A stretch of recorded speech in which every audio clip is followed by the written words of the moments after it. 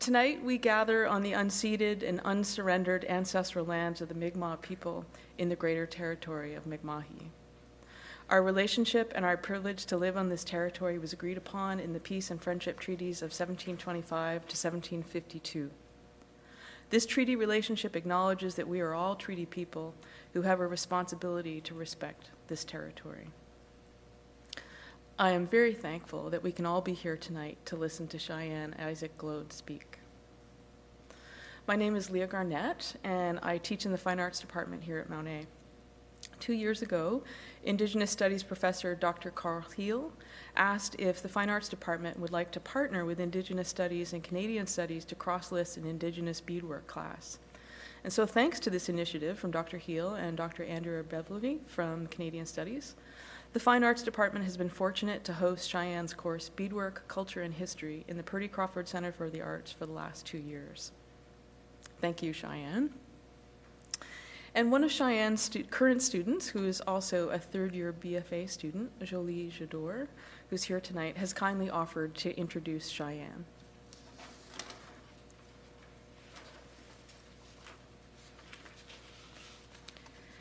Cheyenne Isaac-Gloade is a Mi'kmaq business owner, fashion designer, artist, and beader, originally from Listuguj, Quebec, and is now based in Millbrook, Nova Scotia.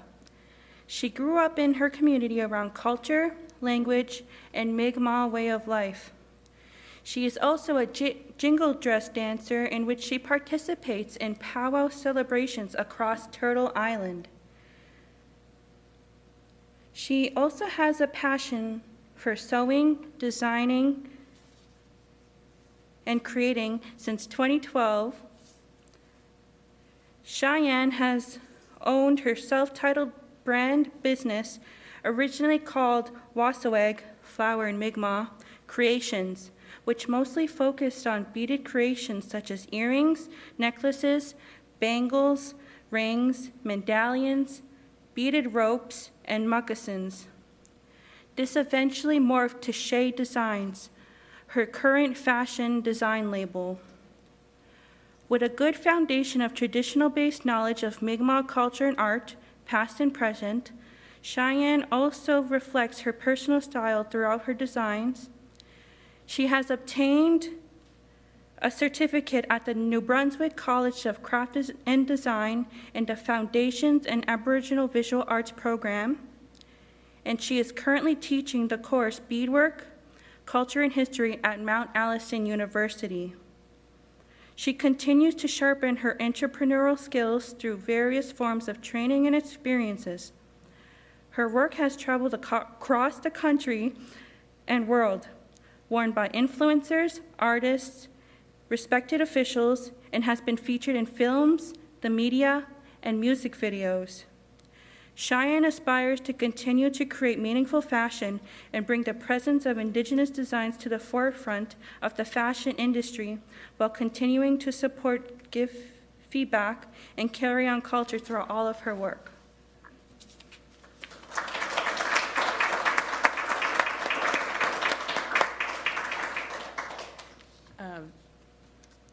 Cheyenne.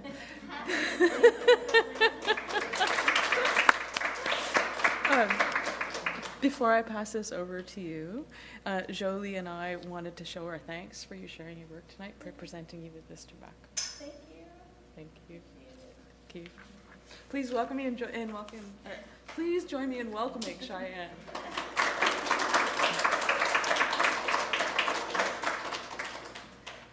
Good evening, everybody. As I was introduced, my name is Cheyenne Isaac-Gloade, Gwenin Deluisi Cheyenne Isaac-Gloade, and I'm originally from Listuguj, Quebec, as mentioned.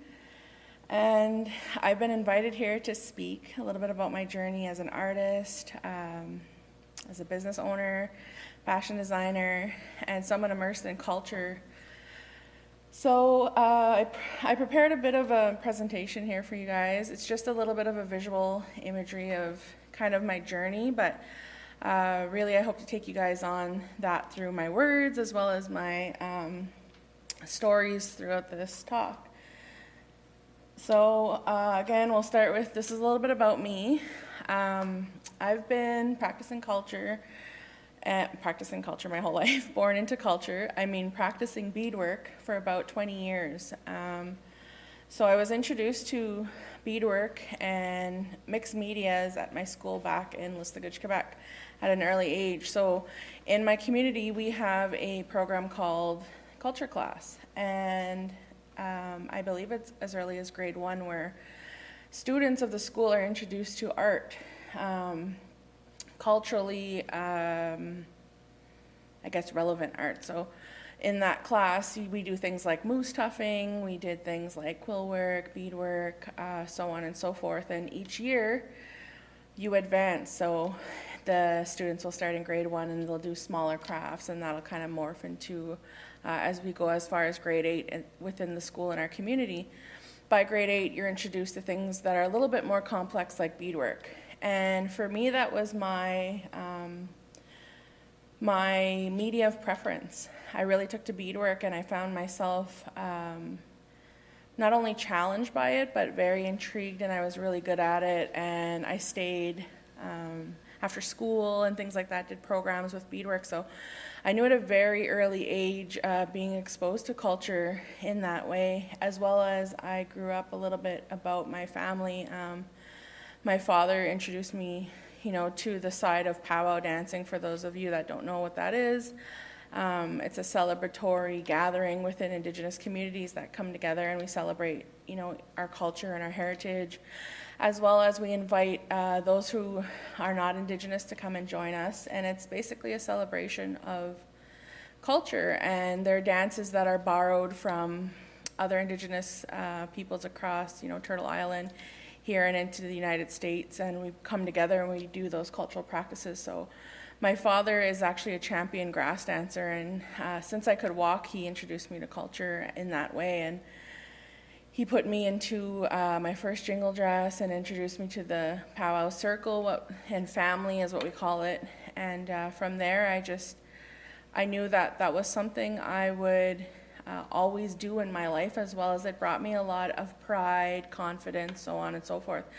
So that was a little bit about my background. On my maternal side of the family, my mother's side, they did not practice that so much, but I was lucky to be immersed in language and Mi'kmaq way of life. So things like hunting and fishing, I got to experience that from my mother's side of the family, as well as grow up with the language and understand and speak and read, write, and all those things in my language, the Mi'kmaq language, which is currently it's in jeopardy, and it's something that the Mi'kmaq people are working on to revive. So I was very lucky to be a part of both of those worlds, and I think that kind of shaped me as a young woman, and kind of where I wanted to go with art.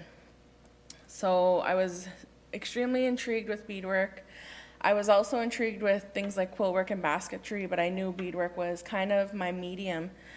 So one of my goals was to complete what we would call accessories for powwow, to practice that, to celebrate that. And it's a part of our regalia. So it was something I knew. I said, if I can, get really good at this, I can create all of my own sacred items. So when I'm practicing my culture, I can say, like, I made these, they have a lot of significance. And that was really the drive at an early age. I was about 11 or 12 when I really started developing beadwork and getting a collection of accessories to do all of that, like beads and such. And at the time, we didn't have the internet like we do now, social media, and all kinds of places to get these really elaborate beads and things to help you create these things. So that was a challenge. Now we live in a space where that's easy accessible. So some of those things were my challenges, but I kept at beadwork, and I found myself going into high school, continuing it. I'd get together with friends in my community. We would continue to practice beadwork.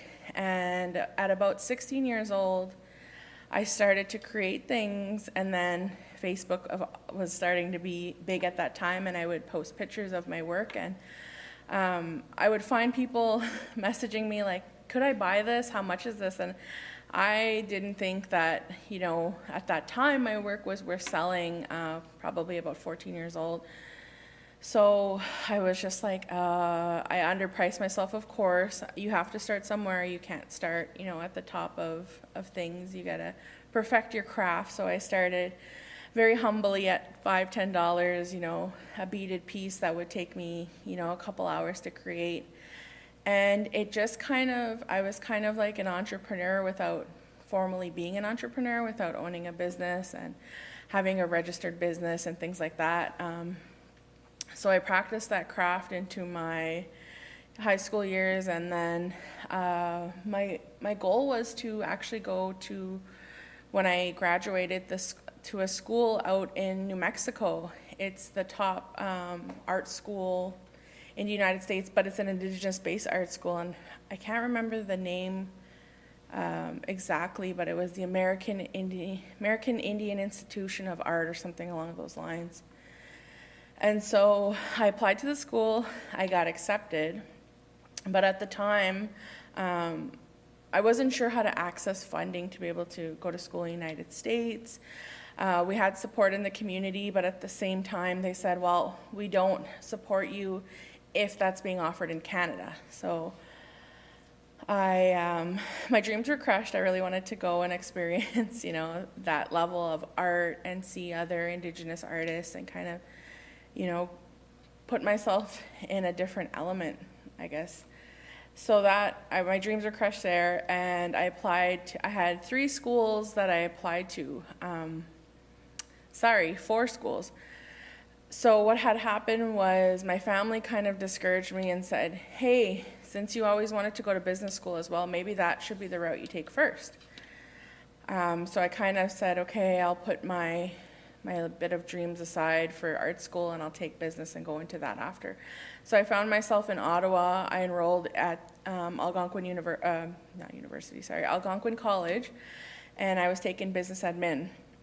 So while there, I did my first year, and I started to meet other Indigenous people while living out there, people from across the country and different nations. And so I was able to come together with these new friends of mine that I met through school. And of course, if you guys are familiar, most universities or colleges have spaces for Indigenous people to kind of gather and come together. And we started like a little bit of a beading club, and then we started to perfect our craft there, as well as learn from each other.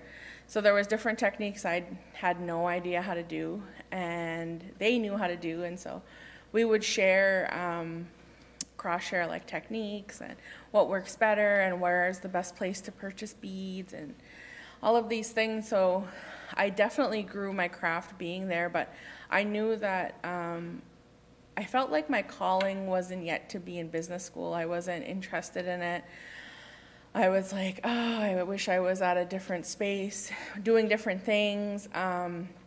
So I ended up leaving that course after a year and saying, I'm going to put that on pause and do what I really wanted to do. So moral of that story is, if you're if you're interested in art, or if you're interested in any fashion design, photography, and you have people telling you, well, maybe that's not the right route for you, you probably will end up down the same path, trying something and then finding yourself back. Maybe it's 20 years later back at, photography school or what have you. So I learned really quickly that although business was interesting to me, it wasn't where I wanted to be. And so I completed the year, and I said, I'll come back to this. I'm going to art school.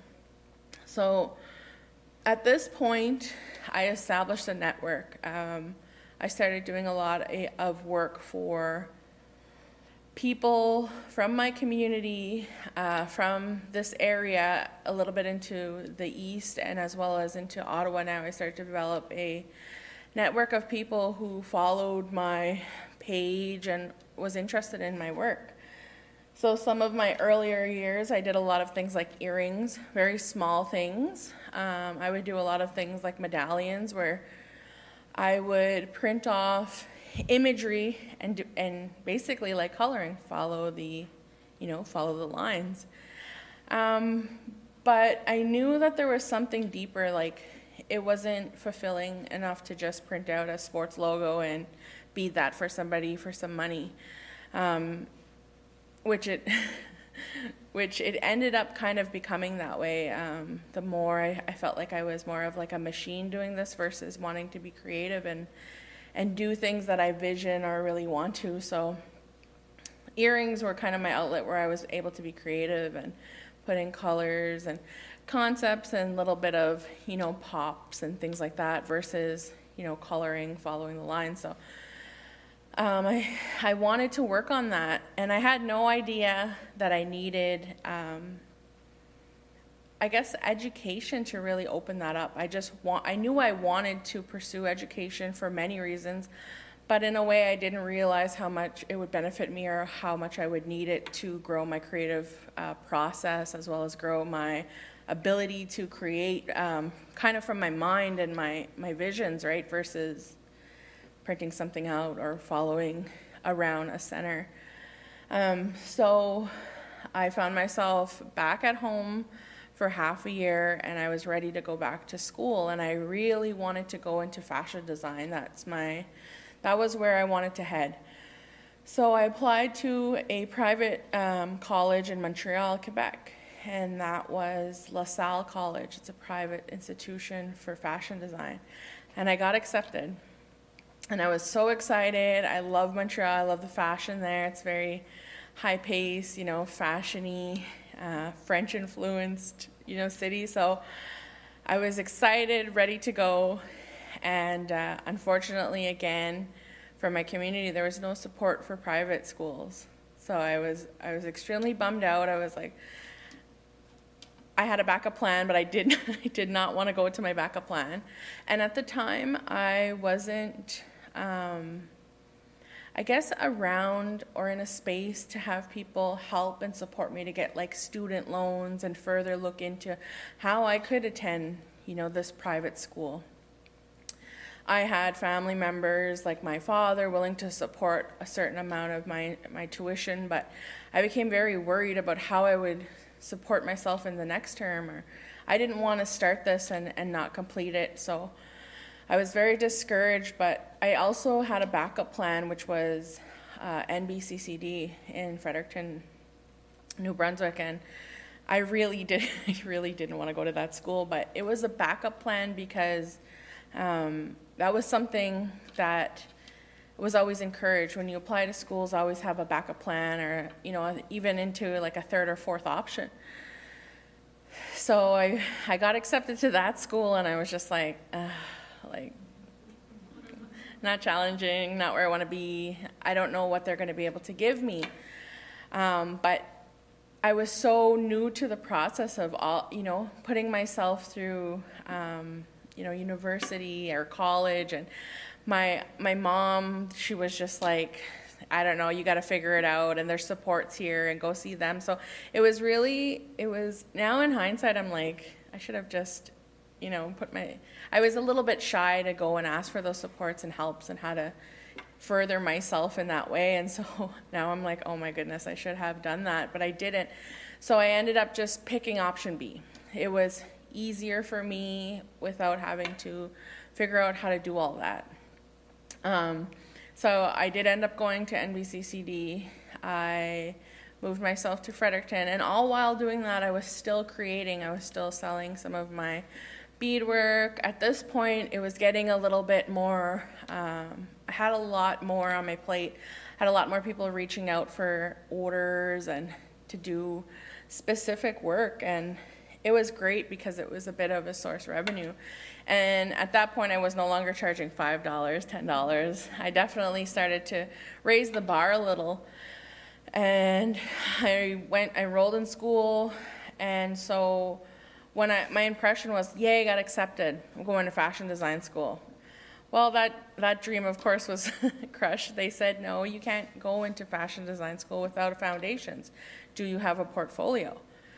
And I was like, of course I have the products for a portfolio, but I didn't have enough time. I had like 5 days to submit it in order to get into that course, and I didn't know what to do. I was like, they gave me this big list of professional photos and all of these things, and I just got overwhelmed again. And I said, shoot, I wish I, again, knew those things that I felt blindsided, but I maybe should have, did a little bit more research on things. And so I found myself in another predicament and being like, I'm not going to any school. I don't want to do this. I'll just continue my little business, and I'll go to fashion school when I can get my portfolio ready. But I kind of retracted that and said, no, you know what? Just go and do the foundations. You'll learn something. It's only 1 year, and then you'll be able to move into fashion design or, whatever it is you want to do. So I enrolled, and I started school that fall, and I definitely am really grateful I went to the foundations. I learned a lot. I took many courses such as, drawing, painting, textiles, creative process. There was entrepreneurship, I believe, or something along those lines. The list goes on. There were so many things that I was kind of exposed to that I was really like, wow, I'm really grateful I decided to do this. And it was a lot of work. I did a lot of work throughout that. And I ended up continuing the business. So I had kind of double the work always on my plate. I was kind of burning myself out. It was really hard to keep up with my school projects and then go into my little business I had, my unofficial business. But being a student, as we all know, it's very challenging financially, so I couldn't not create my little pieces of beadwork. So that was challenging to find the time to be able to time manage myself, and I'm very, I laugh because there's a lot of Indigenous people that we all have the same type of procrastination. It's almost like you work better under pressure. So I'll find myself the night before events or certain things doing things, and I try not to be that way, but for some reason I find myself back into that space of, lighting a fire under my feet and ready to run and do all of my work for the next day. So I'm still like that. I still find, I'm still working through time management. But that was the case of a lot of what I was doing. So I was kind of feeling burnt out, but I had to learn a lot of things in school as well as outside of school as, kind of owning an unofficial business, like when to say no, how to say no, how to time manage better, how to not overfill your plate or overfill your cup.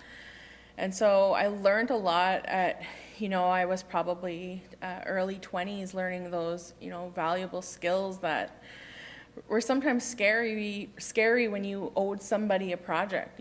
Somebody's like, hey, I have a deadline, I'm expecting something, and, not realizing all of the things you have on your plate. So I learned a lot through that experience, and I'm very grateful that I took that course. And so I did the foundations the first year, and then I went into, I had very many plans to go into fashion design, but because I was an Indigenous student, there was an Indigenous program there called Aboriginal Visual Arts.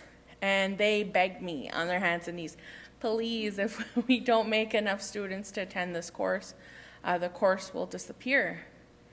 And so I was like, what is it with all of these obstacles in front of wanting to be a fashion designer? Because although I knew how to sew and bead, sewing was still something I could have, learned a lot more in, perfected, grew. And so I was really excited to get to that part of my journey, to learn all of that so that I could really be challenged and become, the fashion designer that I wanted to always be. So I ended up I really didn't learn how to say no because I said yes, and I ended up in Aboriginal Visual Arts. And I really felt like, I know all this stuff, but I also found meaning in, if this program shuts down, what does that mean for the future of Indigenous artists that may want to take this and this is not available? And it was very unique, and of course I did the same thing as I kind of judged it before I went into it. I learned a lot there. I had been given a ton of opportunities.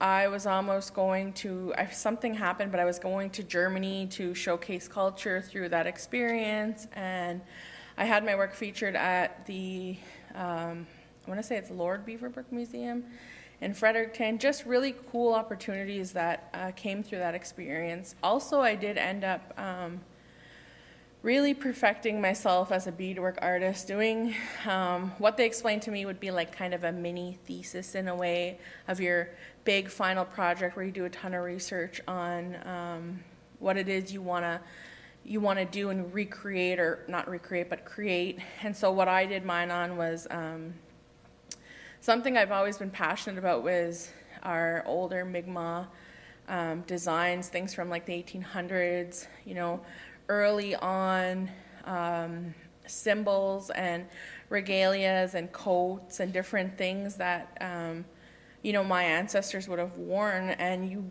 rarely see today. And a lot of those pieces are sleeping in museums, and unfortunately not in museums that are within communities or I guess places where they should be brought back, right? So I knew I wanted to draw a lot of inspiration from those things, and I wanted to see those symbols apparent today, Indigenous people representing those meaningful old symbols and what they meant and why. And so I took a big deep dive into all of that and did a lot of research, and there wasn't a ton of things available about the garments. There was some information, but of course it was very, I guess, Eurocentric. It was written by non-Indigenous, art collectors or what have you. So it was very difficult to try to connect cultural roots to what, those pieces meant and why our Mi'kmaq people created those. And I ended up finding some good information. It was very, very difficult. I found, a lot of what the symbols mean, why they were worn, what specific regalias were worn for what, like war, or if you were a chief, if you were different things in the community. It was something that I ended up being very proud of doing, and being able to kind of carry that knowledge. And from there, I graduated. Of course, I loved the course, and I said, I'm gonna take fashion design full time, because during my experience, I was able to take it part time.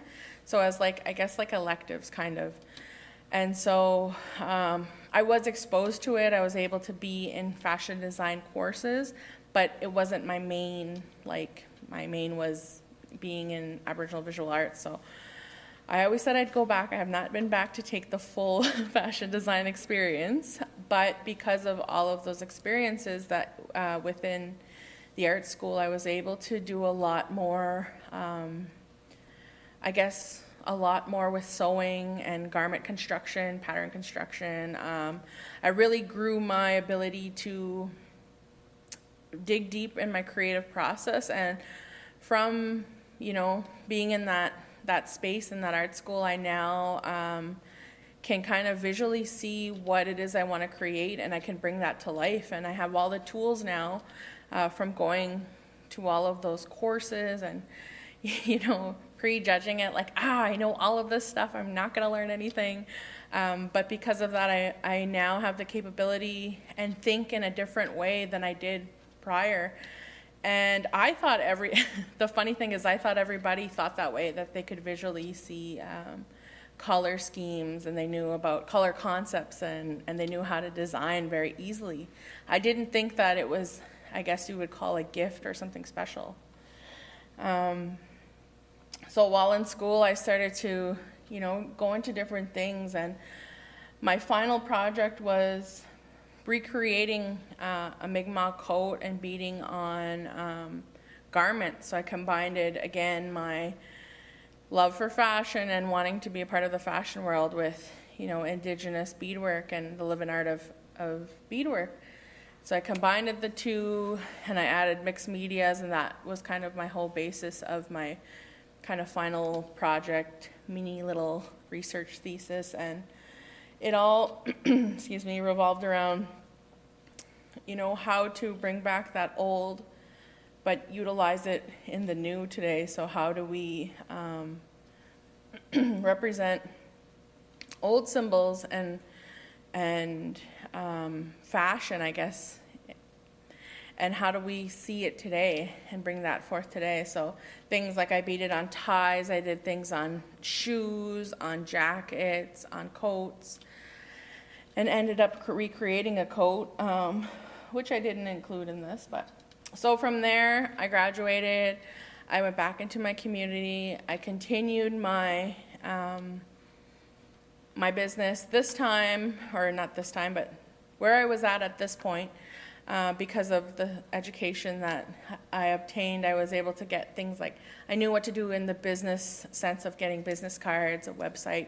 We did all of those things as well. So I started to really push myself out of the box. I started creating really like fun, bright, pretty things that I would love to wear. And this is like a statement necklace, something maybe, you could wear to an event, or if you're going to a conference or a meeting or a gala. It was something really, And at that time when I started creating these, it was when big statement necklaces were like trendy. So I always tried to play off of what was trending at that time in the fashion world, because I kept up with things like, the New York Fashion Week and Paris Fashion Week, and what all the big designers were doing out there. And so that's always been a passion of mine, outside of my, being involved in culture and all of those things. So I always want to combine the two and find a way to bring representation, because unfortunately today, well, maybe not so much today, but prior to the last 5, maybe 10 years, there was very limited representation of Indigenous designers or anything involving, Indigenous art or flair in the fashion world, at least. And so being a young Indigenous woman, looking into the fashion world and not seeing who I am represented was very unsettling, I guess is the best word to say. I definitely would have loved to see, people that look like me, or people that Indigenous people in the forefront, at least, because you'll often see designers occasionally ripping off Indigenous style and things like headdresses, where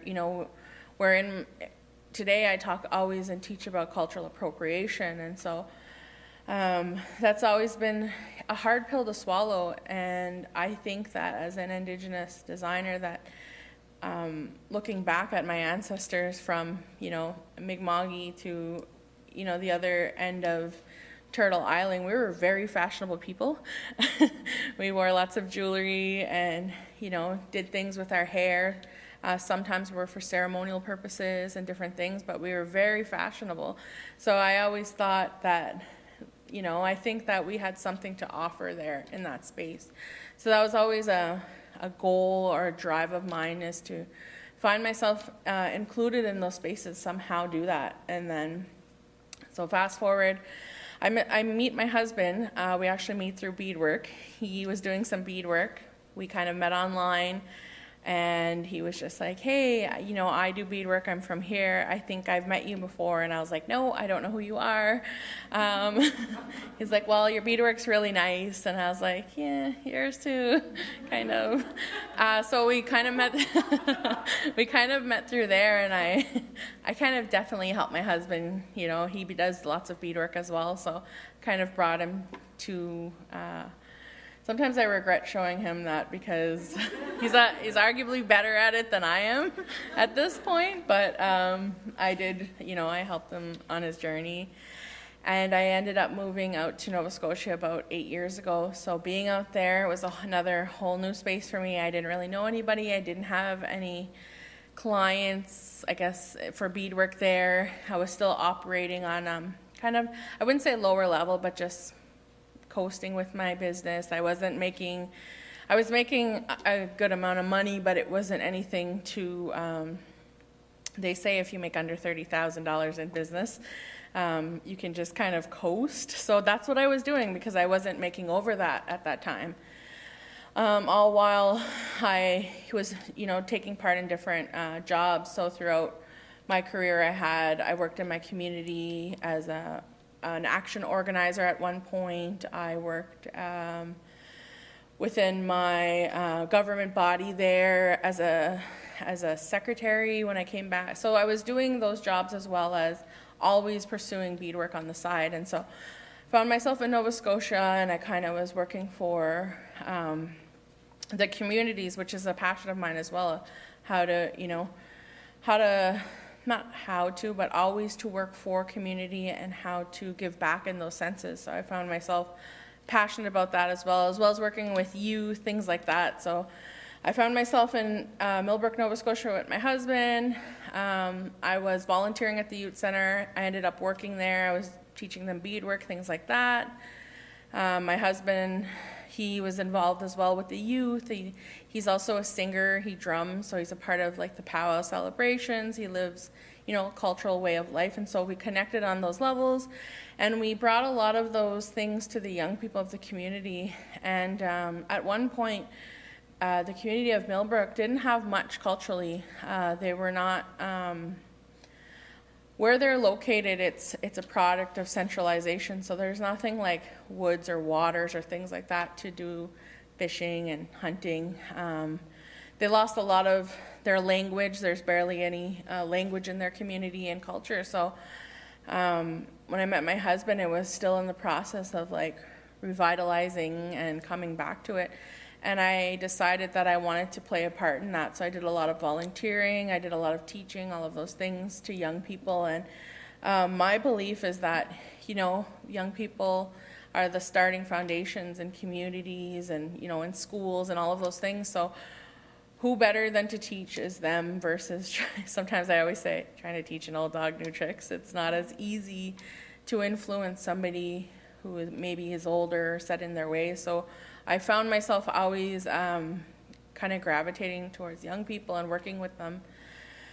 And so while in Nova Scotia, I started to build clientele. People started to know me and my work. And one of the first big, this we'll talk about in a second. Oops. How do I go back? Oh no. So one of the first things I started doing was I got asked to do a headdress, a Mi'kmaq headdress for the chief of the community, and I was like, no, I can't do that. And they're like, yeah, you can. We've seen your work. Like, you can do this. So he presented me with an eagle, all of the feathers that to use for the headdress, and he wanted the older style traditional headdresses because at the time some of the chiefs were still wearing war bonnets, which aren't a part of Mi'kmaq culture. That's more a part of Western culture. But because of, European contact was first in the East Coast, it had a lot of influence on, things as prominent as a headdress. It became something that Mi'kmaq people had to revitalize and, re-bring up in the communities and for themselves and all of those things. So he said, I know you can do it. Here's the stuff. And I was just like, wow, okay. So I decided to construct this headdress the best way I know how. I teach, of course, the course here, and a big thing I always say is beadwork is problem solving. So you have to problem solve. So that's what I did. And I created my first headdress for the chief of Millbrook, and I charged a substantial amount of money. I think it was $5,000. And so that was one of my, I was starting to bring myself to that level of charging what I was worth. So I construct this headdress. He loves it. I have all the chiefs in Nova Scotia knocking at my door. They all want something. And I'm like, oh my God, like, I have a job. I volunteer. Like, I can't do this all. But I guess it's not you never say no to a chief, but because of the respect you bring, I said yes. So there was no saying no. So I ended up doing 6 of the 13 chiefs of Nova Scotia's headdresses, and depending on what they wanted and what they looked like, I charged anywhere from, I think it was $3,000 to $10,000. So I became, started to become known for my work, my style, and I was being called upon by officials like chiefs. And I was blown away because I was like, wow. And just a little sidebar story to this is that I ended up being gifted photos that were from the Smithsonian Museum in New York. I think it's in New York.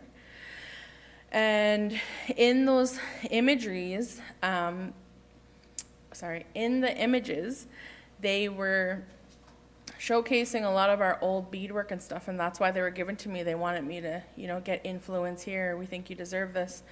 And it was a gentleman that worked in one of the organizations that worked with, museums and all of those things, and he said, here, I want you to have these. But one of the cool things was that I seen pictures of the inside of a headdress that was, I can't even remember how many years old, 300 years old. And the process of how it was done on the inside was the same way I was doing it, and I had no clue. So I often like to believe that sometimes my ancestors are working through me, and sometimes I become a vessel for that. And when young people say, our culture's lost or we don't have things, I don't think that it is. I think that sometimes you have the ability to bring that energy, through you as an Indigenous person.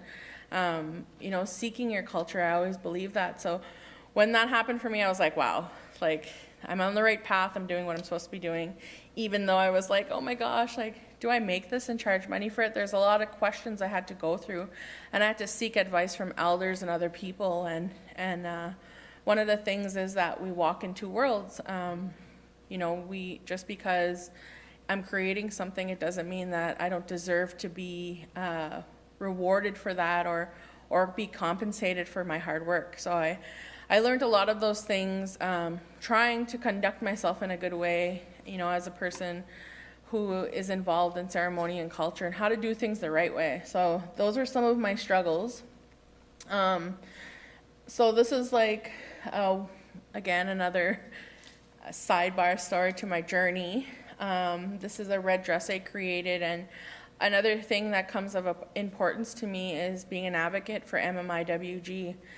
And the more I grew myself as an artist, the more I wanted to be an advocate for certain things that are really hard to talk about in some spaces, are not talked about in some spaces, and are occurring in a country where, there should be better protection. So I took it upon myself to start to bring those into spaces where I'm getting invited to as maybe it's a talk or an artist, or I'm doing beadwork, workshops, things like that. So I'm an advocate for that, and this is a dress I created to commemorate the families of MMIWG. And at the time when when I created this, it was a personal ceremony and journey I decided to do, and nobody really, I didn't share my story with anybody. Nobody knew.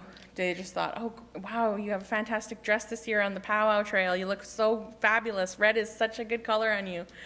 But through the creating process of this dress, it was for MMIWG.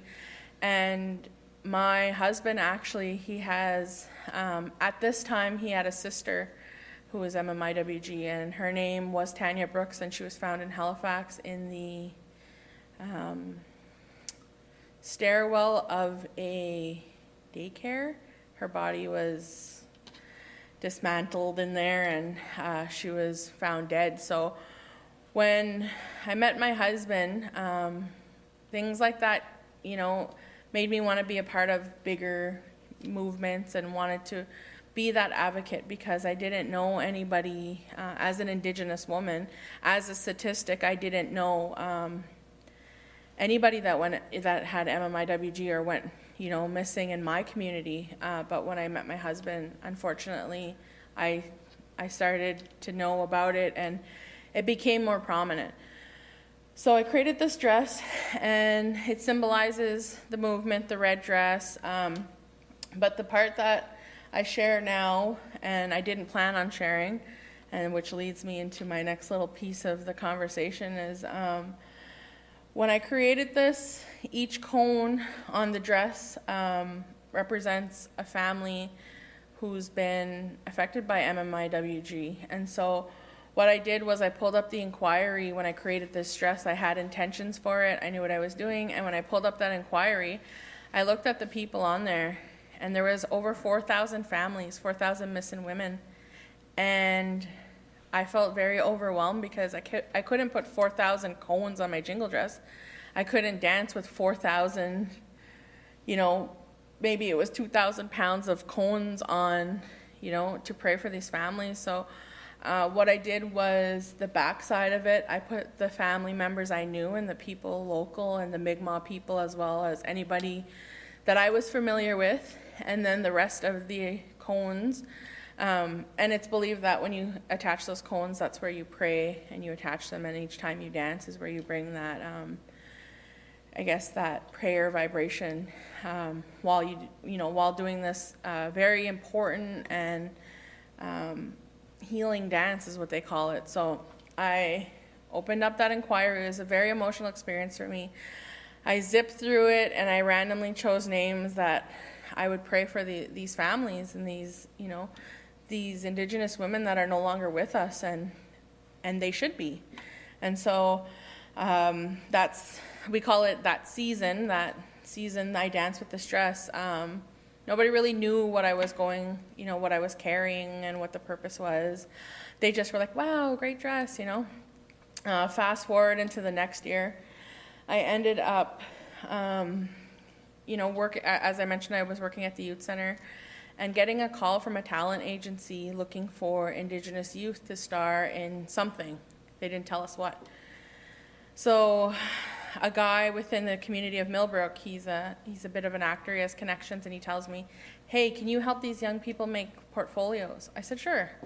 So I'm doing all these kids in the youth center's portfolios, and I kept putting their parents' name as well as my name on there. So I get a phone call from the casting agency or talent agency saying, we noticed you're on on all of these kids' submissions. Like, who are you? I said, oh, I'm just a youth center worker and, blah, blah, blah. And they said, do you know anything about dancing and stuff? I said, yeah, actually I do. I'm a dancer. Okay, can I call you back? Yep. So we had several phone calls like that. Do you know this? Do you know that? So then the next thing you know, they're saying, hey, can the producer call you? Can the producer call you? He needs some information, wants to chat with you. I said, sure. What are you guys doing? She said, well, he's going to tell you more about it. But are you open to getting a call from him? Excuse me. And I said, sure. So I get a call. She tells me, hey, it's going to be from LA. You'll see an LA number. Make sure, you catch his call. He's going to call within the next half hour. I'm like, LA? Like, who's calling me? So I get a call from LA, and I meet this man on the other end, and he's like talking to me. He's asking, wow, I think we found the right person, and he's like going on, and he says, I'm going to tell you all about what we're doing. I said, okay, great, because that's the $1 million question here. What are we doing? And so he tells me that, I don't know if any of you guys are familiar with him, but he's kind of like he's a celebrity, definitely Canadian. His name is Classified. And so he was doing a music video, and he wanted to have Indigenous representation. And but he wanted it done the right way. He wanted youth. There was a whole vision behind it. But of course, they don't tell you that because you have to be, it's always really fast-paced in those industries. So I said, okay. He tells me all about it. He asks me a few things. He asks me, hey, can you help me? I need guidance because we want to make sure we do this in the good way or right way. I said, absolutely, I'm open to it, whatever. So he tells me the whole thing. Extremely creative man. Like, just speaking to him, I was just like, wow, his mind is incredibly creative. So he tells me about everything, and I said, it's weird we're talking because I said I'm an advocate for MMIWG in a small way. I'm just kind of starting, and I tell him my story. I tell him about my dress. He's like, amazing. This is incredible. Wow, stars align. Can I call you tomorrow? Okay, yeah, bye, click. Calls me again the next day, and he's like, okay, I want you in the video, and I was like, whoa, I'm not music video ready, number one, and I don't want to be in a music video, number two. I said I have a bunch of young youth that, I want in the music video. And he's like, well, I want you, and I want that dress, and I think that we didn't meet for no reason, all of these things, right? And I'm like, oh, God. I was like, I need to lose 10 pounds by next week. Like, how am I going to do that? Because, camera adds 10 pounds. I'm like, oh, no. So he says, please. And I said, well, on one condition, as long as you put the youth in and you make sure that they're involved, because that's the most important part. So we do that, and we end up on the scene. We have all of these sets going. It was all in regards to MMIWG. He had me do research and talk to people who are survivors, as in family member survivors. How do they want to see this displayed? What's the right way to do this? So I got all that information, and I told him, and it was done really, really, it was a really amazing production. He ended up calling me a co-producer. I was like, oh my God, like, I'm not those things, but okay. And then throughout the video, just really kind of things that aren't coincidences were happening. And my husband, of course, he's a very nosy man. He wanted to be here tonight, but I told him, just stay home, it's fine. We have a little dog, and I said, it's fine. But he always wants to know what's going on and be involved, so he tells me, I'm coming with you. I'll help you guys, I'll carry your guys' stuff and all of those things. And I'm like, oh yeah, I bet. So we get to the set, and he's there with me, and of course he's looking around, he's doing his own thing, and I'm kind of like, stay in the tent, like, you're my responsibility, like, these are, and we were brought into a set in the woods, and it was very eerie, and I had all of my young youth center kids with me who were dancers, and we arrive on set, and there's all kinds of trees and very light snow that just fell, and red dresses everywhere, and we're like, very eerie, we wanted to cry, it was very emotional. And then you have all of the people in the production side staring at us because we're all dressed up. And they're like, oh my gosh, you guys look amazing. And so it was such a neat experience. We ended up meeting classified, and, being involved in that through, something like this, I definitely believe it wasn't by chance. And the next thing you know, back to my husband, he started to click with the producer, and the producer's name is Andy Hines, and he's worked with people like Kanye West, Missy Elliott, the Kardashians, any big name artist he's worked with, and he's incredibly talented, and his father is actually Sherman Hines, sorry. He's a world-renowned photographer, like, well-known. We had no clue who they were. So him and my husband make friends. Next thing you know, my husband's in the video. They needed an Indigenous man looking for, staging to look for an Indigenous woman. And so we get the video after everything. It was a really neat experience. And one of the things we noticed about him was he loved sneakers. He'd come to set with really expensive sneakers and nice sneakers, and we're like, this guy's got to have a lot of money because nobody's wearing those kind of sneakers in the mud. And so when we finally wrapped up everything, it was about 2 weeks of work. I said, Andy, what's your favorite sneaker?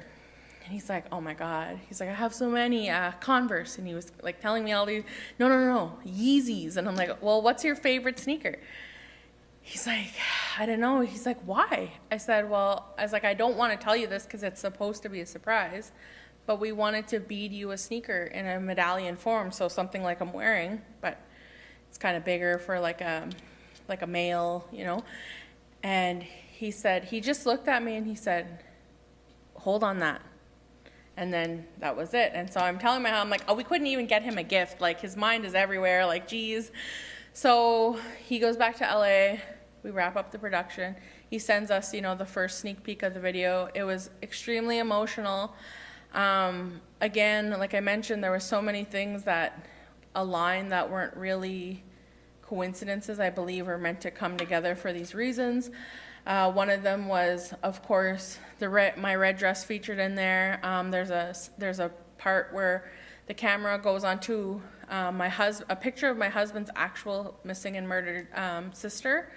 One of the community members was holding it. It was like a mock fake sign. They were kind of playing a protest, but her real photo was featured in there, and the camera flashes from the photo of his sister to his face, and it was just like, he had no idea. We didn't share that with him. So just things like that were happening. There was another young girl. She was an actress in the video, and her great-grandmother was a woman named Anime Akwash, who was murdered in the United States, I think at Wounded Knee, or she was a part of Wounded Knee, or something along those lines.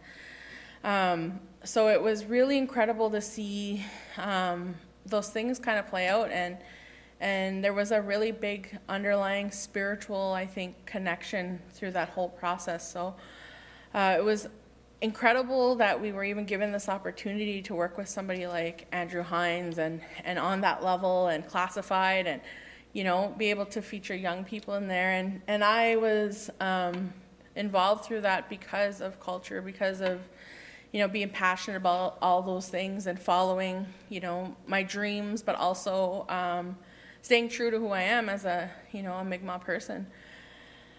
So that happened. I continued with my art. I was selling, more and more. I was pushing myself out of the box. I did more sew work. I've been really venturing into that, creating things like this is a young, youth ribbon dress and things like this that they could wear to things like graduations or powwows or events. And then I started my transition from what I first kind of labeled myself as Wasoweg Creations, as it was mentioned, to Chey or Chey Designs. It's left for interpretation, but most people call it Chey, and I think it's a very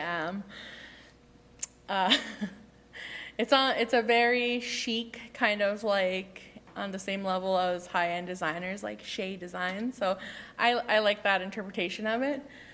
So I did a rebranding. I went from kind of doing something on my own to getting a professional kind of icon done for myself and like logo, as well as I rebranded myself in that sense. So then I became Chey or Chey Designs, and I really wanted to set the bar to another level, so I brought myself at to that point. And then came from that partnership with Andrew Hines. He kept that idea with him for 3 years. 3 years later, he calls us and says, "We're doing a workshop. Nike's on board. We're doing a beaded shoe workshop, beaded sneaker." And I'm like, I said, "Andy, we wanted to bead you a sneaker to show our appreciation." He's like, "Well, you can, whatever, but we're doing this."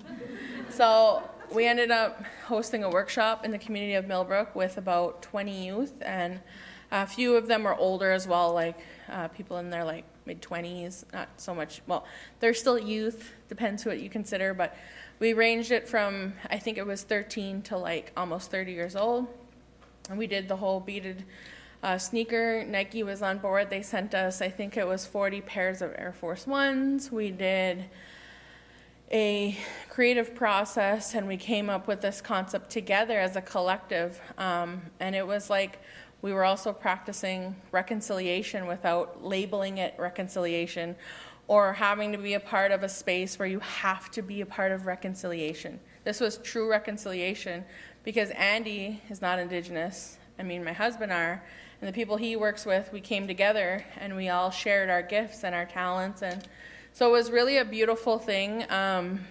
We hosted the workshop. It was super successful. We created a few prototypes. They went to LA. We sold some of our shoes for $2,000 USD. And a part of what I failed to kind of mention was each time I do anything creatively, I always find a way to give back, whether that's in a community form or opportunity or even a personal give back or what we call in our culture sometimes a giveaway. And so what we wanted to do with the Air Force Ones was each time we sold a pair of shoes, we'd compile that money so that we can bring clean drinking water to communities in Canada that don't have clean drinking water or have had boil advisories for 30 years, and in rural communities, because, you know, oftentimes we're very lucky to live in Canada, but there should be no community or people in Canada that don't have safe drinking water. So there's a community even located in Nova Scotia, actually, in Cape Breton, that, you know, still has poor drinking water. So that was our initiative behind our Nike partnership there, and what we wanted to do with the funds that and the revenues we brought in with, you know, the beaded sneaker. This specific sneaker and medallion was made for, and this is where I guess I get into where we were able to meet some really cool people being involved in these spaces. And I don't know if you guys know who Neon Dreams is, but the drummer, his name is, oh my God, Adrian Morris, I think. He asked me to be his stylist, and as well as create these pieces for him. So we created that. He featured them in one of his music videos in South America, him and his music partner. And so I started to now see my stuff get into those spaces because of, you know, things like meeting, you know, Andy and being a part of a bigger collective in ways. And Andy kind of opened that, you know, that scene and that door for us. And he tells us he's very fortunate to know us because of the things that he's learned, and that he wants to practice allyship and all those really cool things. And so we were able to do, you know, or I was able to do really cool, well, my husband and I do this together. Something I failed to mention was the sneaker concept. My husband and I work on it together. I do the designing. He does the beading on the swoosh. It's very hard. He goes right through all of the materials, and then depends how his hands are. I'll do the accent beading, or sometimes none of it. So we collaborated on that, and that's something we share together. And so we created the shoe, and I did the medallion, and I styled, you know, the member of the band Neon Dreams. And so that's a really big accomplishment for me. And then just going forward, recently I launched my first campaign with my rebranding of my Chey Designs, and I wanted to do a really cool spin on a ribbon skirt. So I don't know if most of you know what that is.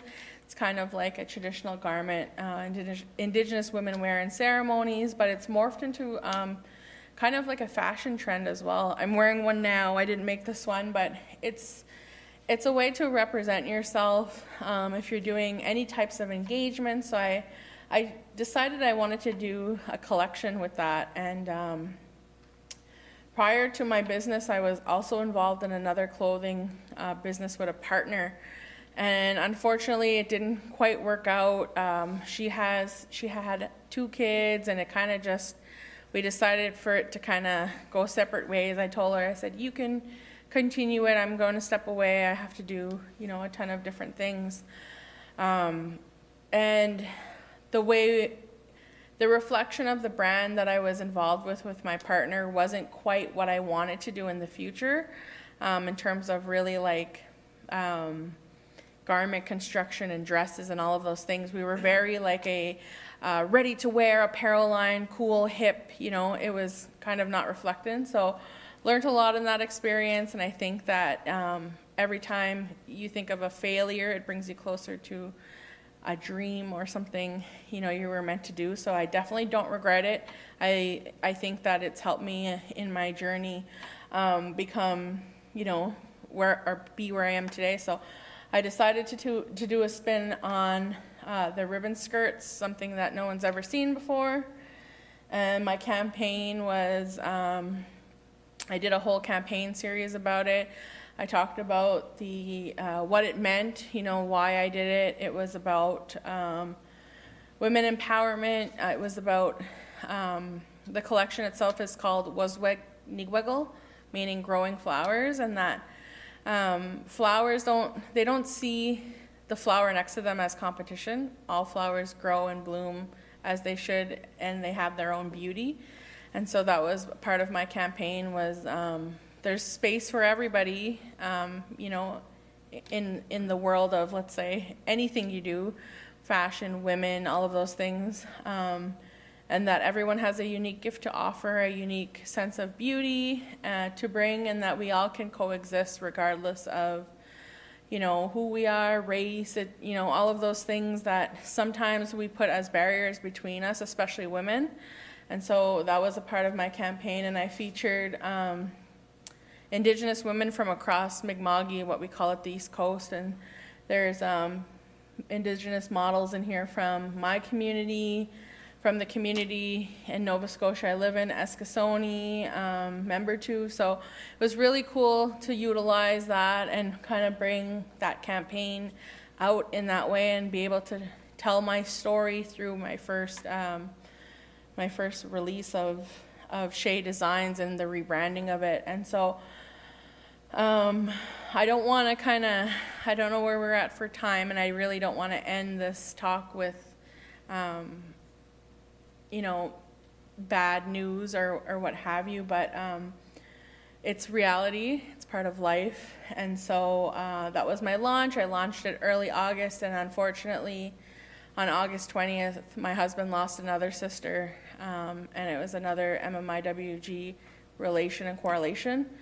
So both my husband and I lost our sister in mid-August, late August, and I have yet to been able to create again since. It's been a very long and hard journey, lots of grief. It was very traumatic, but I will continue my healing journey and get back to the space of creating. And I had a lot of plans ready and things to put out, and unfortunately we experienced a really intense loss, and it really shook our world because of the circumstances of all of that, and it was very heavy. And so I have not been able to create since, but I hope that when I do come back to it, that I'll be able to either represent her and her story in a way through art, and I'll find it again in myself to be able to create again on a large scale like this, because this took a lot of time. I had this concept in my mind for about a year, and so I definitely believe sometimes you have to suffer loss for gain. And you know, in the sense of my campaign, flowers have to grow through a lot of mud and they bloom again and they're beautiful. So I think that's an ongoing thing, and it's a part of my journey, and it's a part of our reality as Indigenous people, and especially Indigenous women. So I always, when I speak, I always recognize those things and have to tell the hard stuff, because without hard, you know, there's no good, or we don't experience good. So that's my journey. I think this is it for me and the slideshow, but again, I've been very fortunate to be able to be in these spaces, such as Mount Allison. So like Leslie said at the beginning, I've been here for my second year, and it's very rewarding. I love every minute of it. I think that I'm bringing something to my course, and hopefully I impact, if it's even one student, through my course. And I've had nothing but an amazing experience with it. I've been able to create my own curriculum and do things in the classes that are very meaningful.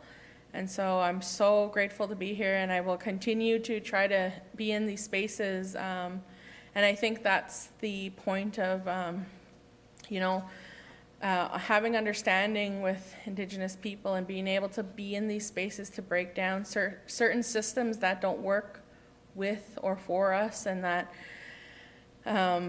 you know, this is definitely the first step, if not, you know, the first 5 to 10 steps in. So I definitely have to acknowledge that about Mount A, and how amazing it is to have this course, and to have many of the new courses, especially in regards to Indigenous studies. So I just want to say, you know, thanks, you know, to Mount A for creating those spaces, and I hope to be here as long as I can. And And I just want to thank everybody for listening tonight. I wasn't sure how this was going to go, a little bit nerve-wracking, but I think I kind of got the gist and mapped out, you know, my experience as an artist, and I hope I was able to educate somebody here tonight. So thank you.